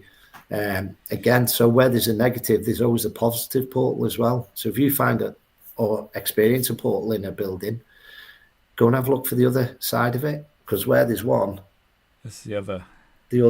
And again, I'd never closed down a portal, but I can move a portal. Yeah. And again, if you move a portal, it can shrink. So especially if you push it outside, if there's a lot going on the house clearance, you can say, look, enough, it's a washing machine of energy. You're causing too much disruption, and you can help support that family get a good night's rest and shrink a portal down because it's not feeding. So again, they can open up on youngsters' pillows or family members' pillows. So sometimes if you do a house clearance, get your pendulum, test it over the pillar, and sometimes you'll see a portal over the person that's opened or closed as well. So the person that they're feeding off. Oh, wow. I always thought it's in doorways. You know, they always see that in the films and the TV shows. So I don't know much at all about portals, to be honest. Yeah. I know there's supposed to be portals. I didn't know there was a positive and a negative. I didn't know there could be on like pillows or personal things. Yeah. Okay. So if you go on a house clearance, is check the bedrooms, because where they reside. A mind of a medium is when we're open to receive, is when we're nodding off. So when we're nodding off, I don't mean as a medium, as a normal person, that's where they'll come in and spirits will start filtering in as they're nodding off, as their state of mind's changing and the daily thoughts are going. That's when they're open to receive. So again, 9 times out of 10, it'll be with the head on the pillow. So 9 times out of 10, if there's stuff going on in a building, it's usually around the bedroom scenario with portals around the pillows or the side of the bed or whatever. So their mindset is they're the feed for that whirlwind of energy. So that's different crazy. Things, different time. Again, it's different. Other people might have their perspective on it and whatever, but I know that works for me. So that works with people that come on around me, or people, demonologists that come and work with me doing balancing and cleansing and helping houses. Yeah. And I done a house clearance in Norwich a year last September, and I got there, done what I needed to do, and I thought that was too easy. Lo and behold, the next day, I spent about 170 quid's worth of fuel round trip out of my own pocket. And he said, what do you want? I said, nothing. I took me for a meal. Said, yeah, that's great. That's fine. So I had a nice steak or whatever, and I lost my false tooth. So that false tooth was like, that cost me £306. So it cost me just under £475 to help people. Wow. It's not about that. That's my team saying, just slow down with it. You can do what you're doing. But it was too easy. And I thought, right, it took me 6 months to get a replacement sorted. But I knew it was going to be a pain in the backside. I just didn't know how much of a pain in the backside it was going to get. But that's sometimes where they can get personal. I hadn't moved when I lost my tooth. I hadn't got up out of the chair. So obviously I can't eat with food with it in. So I put it in my pocket, but I hadn't moved and the tooth had been lost. So that was the energy going, I'll get one back on you. I was going to say, yeah, it's like you messed with the wrong spirit. It's like, I'll get you. So they're the little different games that they can play. Do you know what I mean? Yeah. So again, it's like nodding, you learn, you're like, right, okay. But your team and your guide are just saying, look, slow down. You know, this is what I'm saying about it'd be great just to go all over the UK and Europe and doing what we're doing. It's just, again, it all comes down to the finances of you can only do so much. You can't help the world. There's got to be positive and negative. Some things have got to be there, and your team will tell you, you know, what to do and where you're up to on a house clearance and that as well. Yeah. I had a house clearance in Mould with me Reiki master. Yeah. There was only, I always say, no children in the house if we come. So basically when we come around to the house to do a house clearance, there's only the adults in the property. So the male and the female are in the property. What I was describing was a stately banquet in a hall that was close by on the land. on the printer came out a photograph of the stately hall and all the people dancing in the hall off the printer. There's nobody in the house bar, us four in the kitchen. Yeah. And it come off the printer, and there was another hand like that. It's like transparent of like spirit just doing that as well. So I'd had them come off the printer. But in that house, it'd actually been blood coming out the walls as well. So it was quite a weighted house clearance. Yeah. So you ask your team what it's about, and all you can do is throw the positives at it, and eventually the negative or the weighted energy will go elsewhere and play, oh, I'm not coming here again. It's too much white light swinging this way. So again, investigation I had on Saturday night said, F you, your white light, and F you, your white light. And you're like, right, okay, because we shine too bright sometimes. And sometimes I'll say to a spirit, do you want me to turn my white light down? So it's like turning the lighthouse down. It's like, do you want me to shine a little bit less? So we're on a bit more of an even scale. So sometimes that's why I carry the red light. The white light is too bright. So a rabbit in the headlights, a spirit sometimes will be going, there's too much going on for them as well. Wow. So we've got Mark Williams in the house. Super Mark. Yeah, he wants to meet up for dinner next time you're down. Oh, love it. Yeah, love it. I love it. And that's a guy who loves watching me work, which I always respect, but he'll be always at the opposite end of the room I'm working in. He runs away from you. Leave me alone. Yeah, he's like, you're not getting me. So I have had that. I have a few times, which is always good to see. So I channel spirit in and around him, and I try not to be too mean. And again, it's sharing that experience. You know what I mean? The mannerisms, emotions, and sometimes a lot of people that do work is they see through their mind's eye of what we're describing. So they'll see Chester back in the 1700s with straw all over the streets. And so sometimes I'll say to people on a paranormal night, go outside, close your eyes, and just ask them to show you the vision through your mind's eye. And sometimes I get a millivision. And they're little things about just testing your own boundaries of trust your team to give you any information that they want you to see or sense and all that as well. I've had so many little children come forwards with working with colours, and sometimes you'll go, why have I brought colours tonight? And it be children. They'll love crayons, and they'll draw themselves. I've actually seen automatic writing of a child in Stanley Palace in Chester, and she drew herself with crayon with a member of the public on a pad. Wow. And she's actually drew herself and put a name on the top. And you're just like, but that name is quite significant for that property. So I'm not going to give it away because people go there. No. It's just like, wow. Again, wow moments. You know what I mean? It's crazy. So anyone in the comments got any questions for Garry before we finish? We're nearly finished now. Just get them in the comments and we will. Okay, Mark's already in there. Did you cross-check my answers with your book? No, I can't remember that one. Enlighten me, Mark. Just enlighten me on that, please. This is what I'm saying about being so busy with things going on, and then sometimes, I'll remember that now, but I can't remember. Is that from Alcester House, Town Hall, whatever? Yeah, somebody sent me history from Saturday night postcard from when I was in Wednesbury when we done the old post office there. But I said to her, I texted back the lady that done all the history. I said, I won't read it in case I go back there.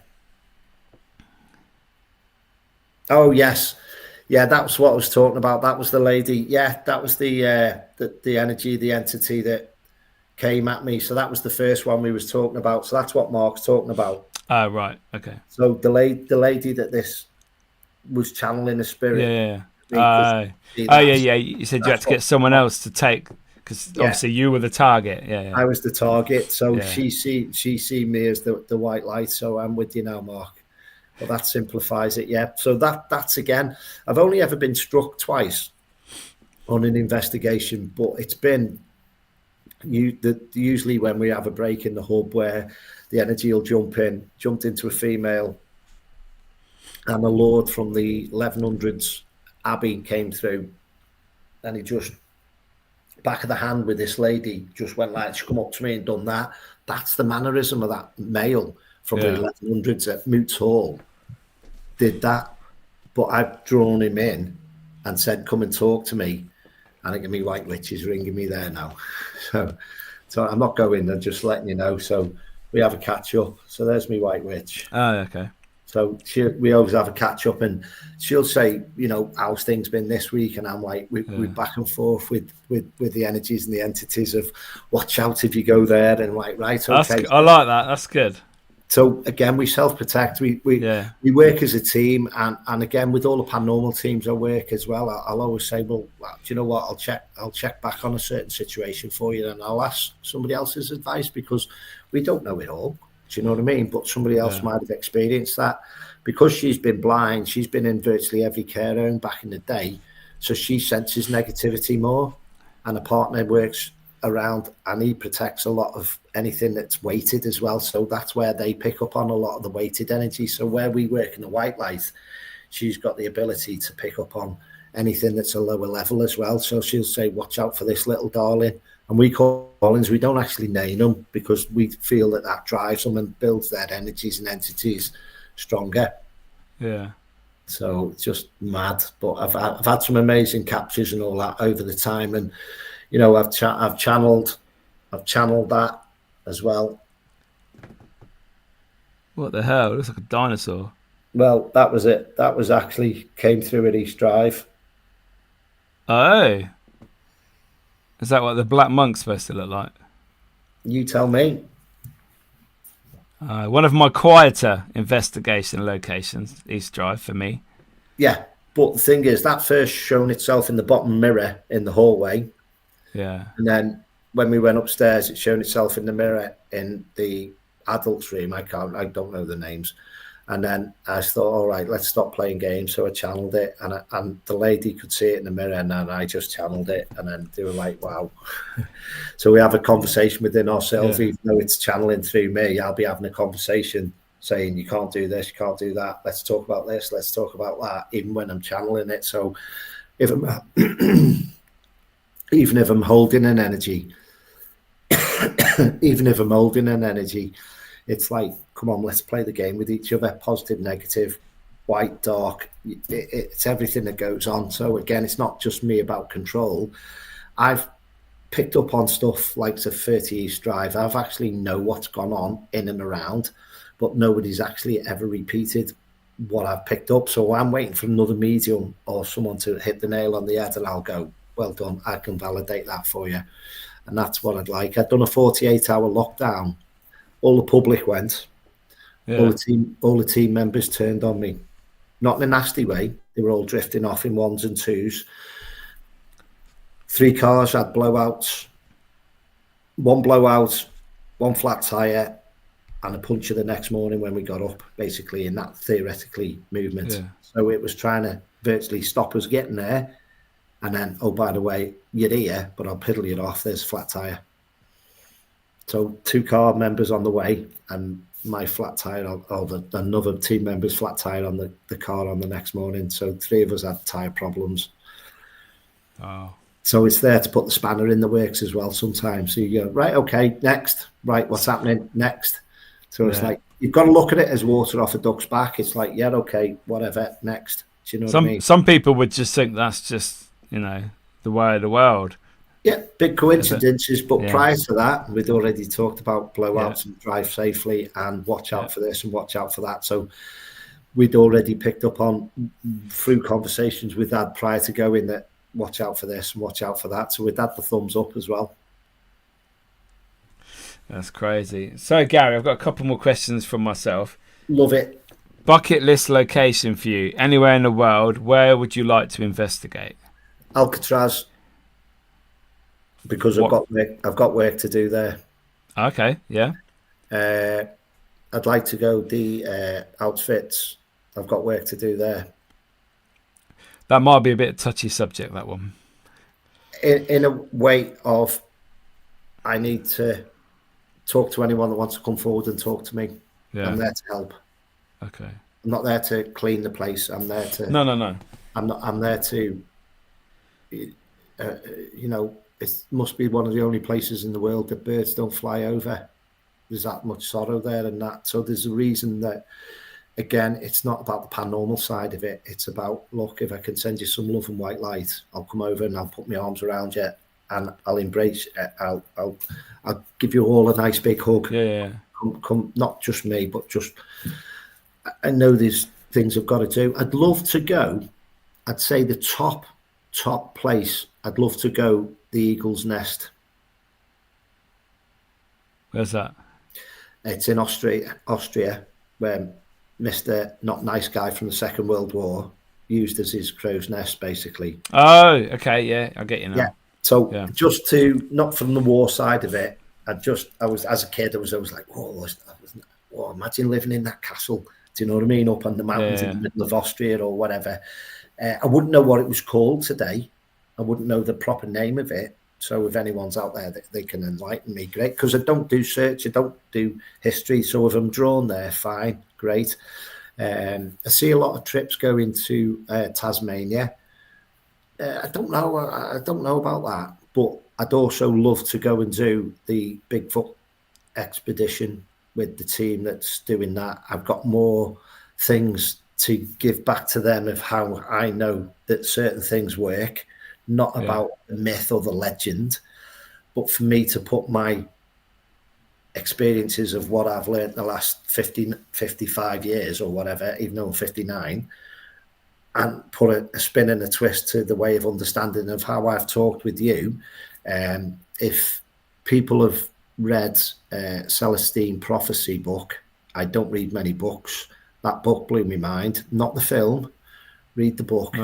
Read the ending, then you'll get where I'm coming about with why I want to tap into that little side of the myths and the legend side of it. Yeah. I'd love to do urban all day long, but I can't, obviously, because I couldn't get done trespassing. No. But I'd love to do the urban exploring as well.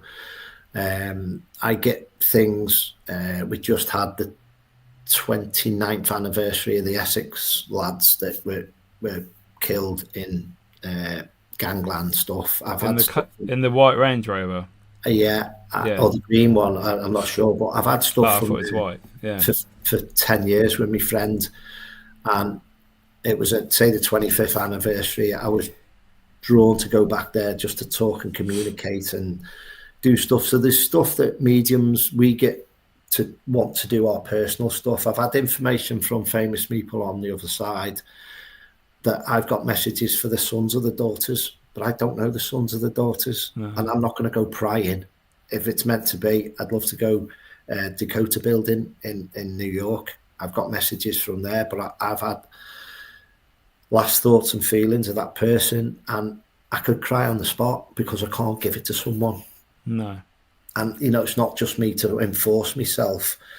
If I could stand up crying sometimes when I've been given their last messages and the last thoughts, but they can't pass it on because obviously they've gone off the plane and I can't give it to someone. So it does get frustrating sometimes, but as a medium, we've got to take the emotions out of it. But when it's that strong, my mum and dad met each other at a Beatles concert in 1963. I lived 500 yards away from where my mum and dad met each other at a Beatles concert. Without them, I wouldn't be here. No. So that's what I'm saying about sometimes my cloth for me table that I do readings off is from where my mum and dad met each other. That was given to me as a gift, as a tablecloth. And I was just like, wow, blow my mind away. So the little links and connections like that is just how things tie in around your path. And I live 500 yards away from where I grew up in my old street. I'm about 500 yards away from where I was brought up as a kid, and I live in this lovely place now, and I'm 500 yards the other direction, but 500 yards away from where my mum and dad met each other. So I'm drawn back to where I am now, at my roots, and it's just great. I love it. And again, I'd love to do more experiments with, I'd like to write things down and then do, like, I don't mean a lie detector. What I mean is do experiments with yes or no questions with the lie detector. So these are the things that I've got running in my mind that I'd like to push the boundaries and do some experiments. But the places to visit, I'm like, come on, I work with great lads that come over from America, and I'll paranormal team, and I'll say, I recommend you going into that place to invest. And then the people that make money off the paranormal nights, they reinvest it back into the building for the owners. And I like to give back. So that's what I'm all about, is like seeing the history. And we've rented that castle we went out to in Stoke-on-Trent, and you had the top tower, and I slept in my van because I think Matt was fast asleep, and I think I was the last man standing, because it's not about switching off. It's about, there's still more layers trying to come and work with you. And again, that castle was amazing. Covered castle. There was about 25 of us, and we rented the whole Airbnb castle out, and we've all shared the price, and we've all put in and all that. But and amazing people that have prepared food for us, pizzas and everything else, and we're just all on the same comfy family paranormal. It was nice, wasn't it? It was a nice atmosphere, awesome building, great responses all night. But when you go off into the little backgrounds and the rooms they've not done up, and there's different levels there, that's like definitely. So the rooms that they've not done up at the building, we're going, it's great. But I love all things like that. I mean, just hats off to every paranormal team out there. Hats off to everyone that organises everything. Just hats off, because it is a lot of time, money, insurances, stuff like that as well, and liability. If a place gets cancelled, like I think there was a bit of storm damage on a couple of trees coming down for a big group's investigation this weekend. My heart went out to them, because they couldn't have the night before for unforeseen circumstances with trees coming down. But they might have been waiting 18 months to get into that building, and then it's cancelled as well. So sometimes there is circumstances like that, which is just normal life. But again, my heart goes out to them for that not happening. But again, it takes a lot of refunding people and organising it again. So they might not get there for another 2 years if it's fully booked up. Yeah, it's like nature's taking it back. It's like, no, Mother Nature got in the way this time. Yeah, definitely. And again, with I always say to people, are you awoke? I'm not a conspiracy theorist, but please do some research with learning what's going on in and around us in the world as well, because there's so many people that's so switched on with their Monday to Friday. It's about, no, you just need to know what's going on in the world. And again, my heart bleeds if I see people on the streets.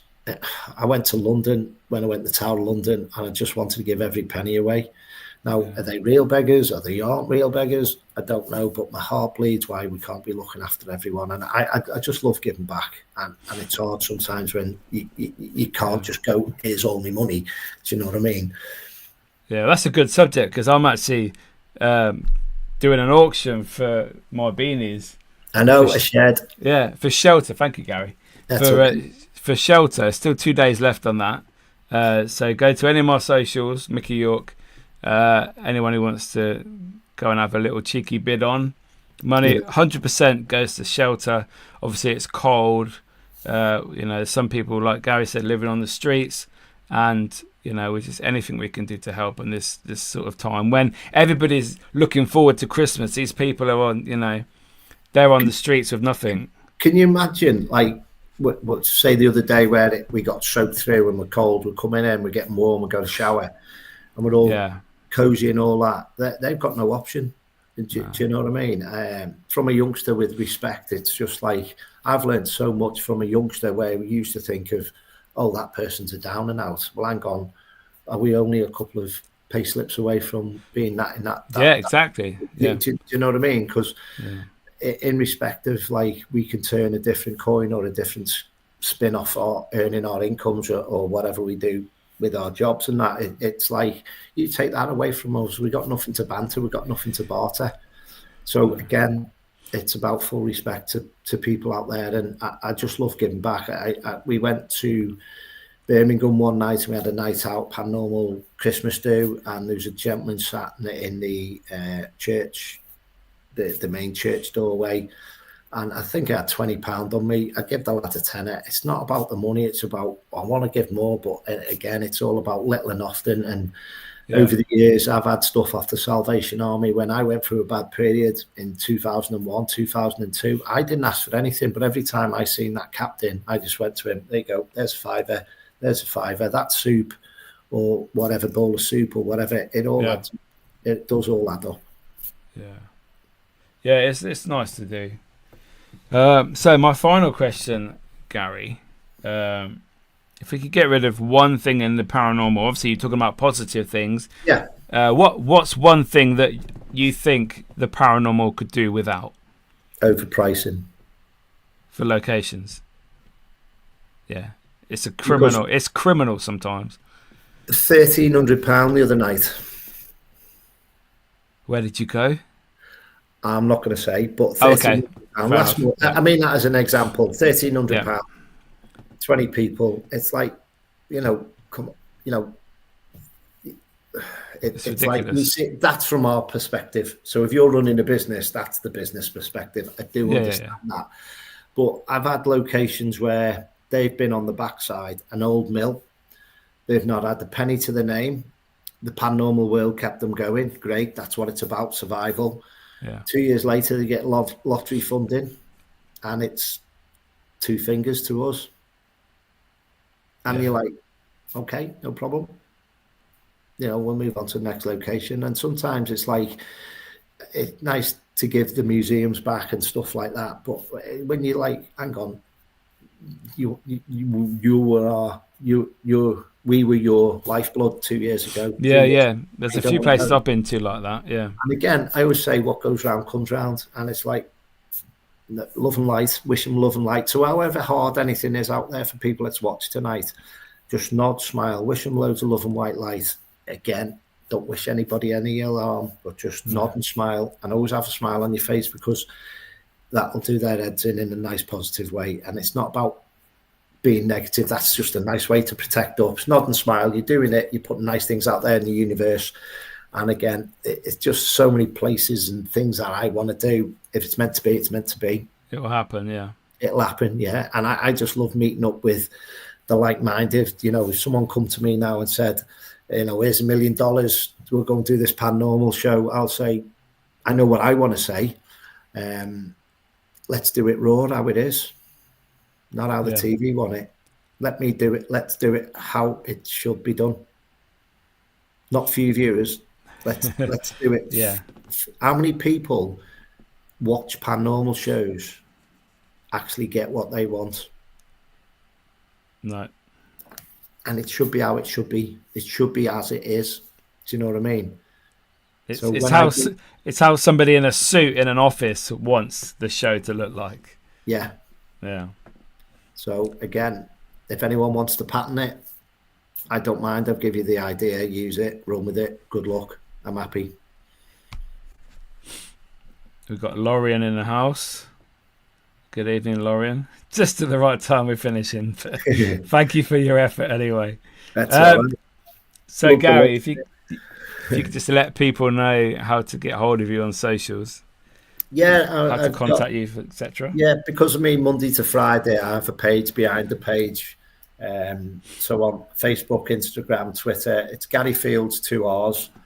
And again, I've got the page that somebody else made this. I didn't actually make this. There's actually a TV gentleman made that for me when I'd done the Past Hunters and all that. So, it's just that's on Facebook, Instagram, and Twitter. But you might just get, if you search Garry Fields, you'll come across me. One page has got all football because I have to protect myself.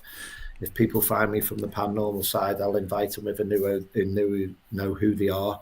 Yeah. So again, Instagram, Facebook, Twitter. I don't share a lot of stuff now with the raw videos on YouTube. I've got thousands on YouTube of videos and places, but it's raw. I might put the camera and the tripod down for 3 hours and go off and help the public. Yeah. When I get invited somewhere, I've got to do mediumship and give them entertainment with the paranormal night of looking after the public and guiding them.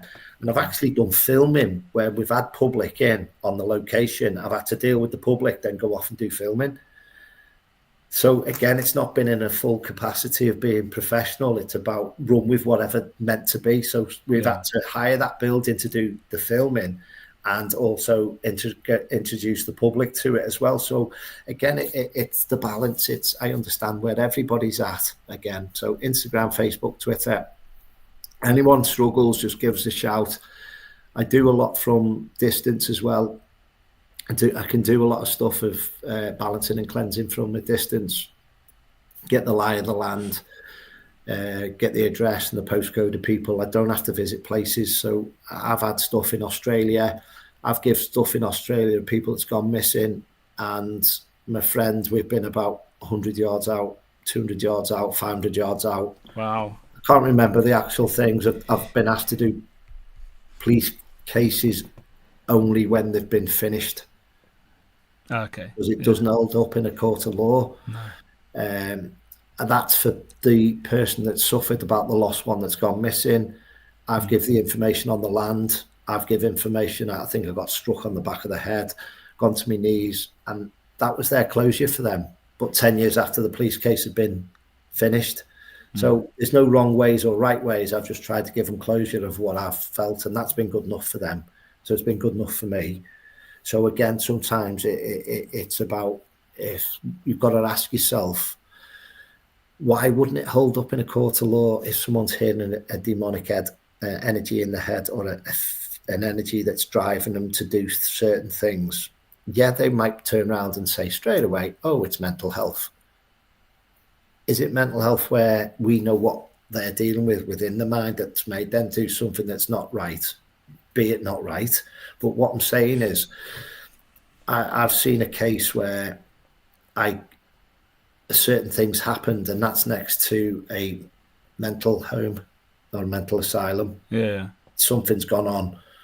I can't say too much in depth to that, but two scenarios, Mikey, where I'd love to go to the police station and put my spin on why I feel that they've got it and what's gone on and why that's happened. This is a case of stepping back. Sometimes you've got to step back. You've got to take your emotions out. I went to Penryn Old Hall, and I could see a pit with hundreds of bodies in. And I'm like, I've got to go to the police. I've got to go to the police. I've got to go to the police. Say 1904. Say that's in my head, that number. Say that 1904, 1904. I got up the next morning and I was like, right, what do we need to do? And my guide said, think about it. And as clear as day as he said that, I got 1804. So when we're running with something, the clarity came the next day. So if I'd have gone to the police station and said, I know there's a pit there with hundreds of bodies in, but was that just a plague pit from 1804? Yeah, there's 200 bodies in there. So again, that's where you're learning, you've got to backtrack a little bit to go down. So sometimes, again, that one digit can make a heck of a difference. So if I was raw and naive and I ran off to the police station and give that information, I had to look the right numpty the next morning when they said, Garry, that 200-year-old body's there. We've got a Marks and Spencer's close to me. It's built on a 400-year-old church that nobody knew about. The land, there's bodies under there, but they're so far gone incinerated where, it's just virtually powder basically. So, but somebody said to me, excuse me, that area will die a death and not be thriving financially because it shouldn't be on top of there. So it's not about that. It's the balance. So they're in there to run a business, but eventually it'll just do that. So it might be stagnant in 10 years' time, 20 years' time. They go, well, this shop's not working. We'll close it down. We'll move elsewhere. It's the lie of the land. Should things should be there? Should things should not be there? So again, people have said to me, why do you investigate in a churchyard? I said, because I do it with respect. I haven't done it for a long time, but it's like some people might not like that side of it. So again, you've got to do the balance and say, look, there's entities and energies here that are looking for loved ones.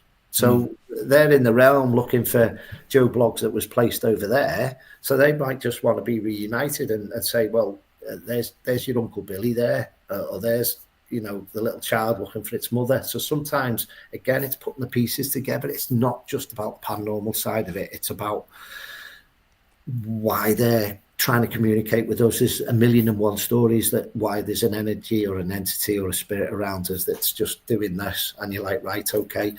The last scenario, I had an RAF base. I could see a I came home and I rang the team up and I said, look, we've got to go to this RAF base. It's down the A41. I can't remember the name of it at the moment, just in the northwest, on the way down to Wolverhampton from Cheshire. And there's gliders there now and airplane jumping where they jump out the parachutes and that training place. And I said, we've got to go there this weekend. Right, we can't get there Friday night, Garry. We'll go Saturday night. And all it was the middle of summer. And I was working, and for 2 or 3 days, all I could see was like, come here, come here, come here. And I kept seeing this image. Yeah. We got there at the end of the night, and it was virtually like on a time loop from the middle of summer where somebody was practicing it back in the RAF days from the 1940s. And the plane had broken and gone on fire, but I could see the fella at Transfiguration in through at the end of the night, and he had burnt skin. So he was looking for help. Yes. Because he'd been in this crash or accident. It wasn't due to the war, it was due to that plane crashing. It went off and he was still burning, he was still disfigured. So he was like lost. But for 2 or 3 days or 2 or 3 weeks, I can't remember the time, but it was just pulling me. But it took us time to get the team together to go, right, we can get to the bottom of this. It's got to be tomorrow night. So it just doesn't happen there and then. We have to wait sometimes and wait for things to tie in. The Tower of London took me 3 or 4 months before I could get there and work out what I needed to be there for on a specific item and task that I needed to do and help spirit. Yeah. Just wow. You've got a busy mind, mate. You've got a busy mind. It's just it's like a positive game of chess. It's not about losing or winning. It's having that compromising of like, we're both using the board, we're both using like a chessboard, we're both, you give me the thumbs up of why I've got to be there, and I'll give the thumbs up of when I can get to you, and we'll try and work things out. So I suppose it's like a big switchboard, isn't it? Back in the old days, you know, when we're pulling the wires in, we're trying to tap into making all the connections and definitely. Yeah. So again, it's back to the old Scooby-Doo days. Definitely.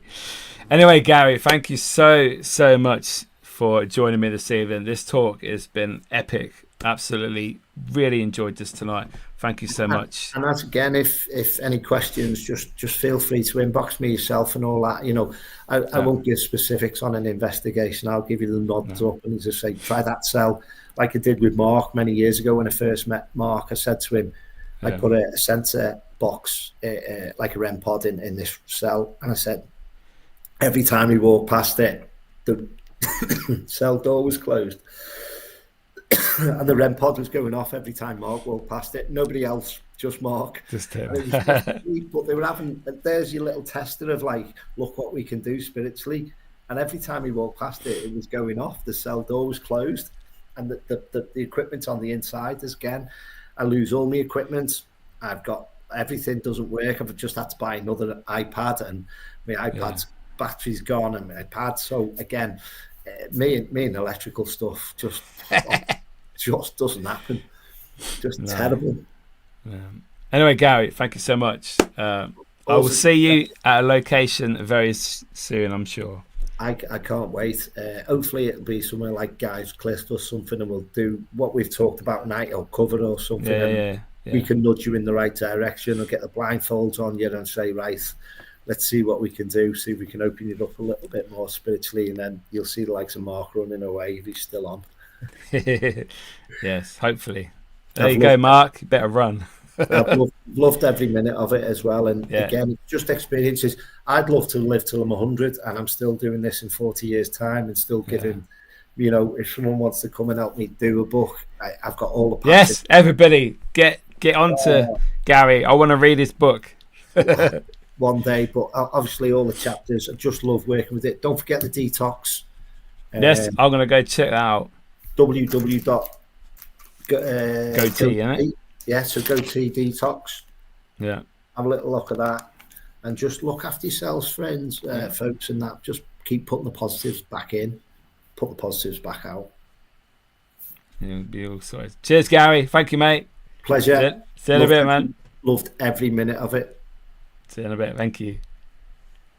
Wow, guys, what an episode. Garry it's just so electric and it's awesome. Please go check out his social medias. Go get a reading from him. Get some healing. Like he said, he can do it anywhere in the world. So, yes, thank you so much. Also, thank you guys for watching and the positive comments, the feedback, the likes, etc. on all the videos. The subscribers are going up. You guys are brilliant. So, next week, we have Paralytics Activities with Neil and John on the show. So make sure you tune in next week. I think it's 7:30, so we'll be live. See you there. See you in a bit.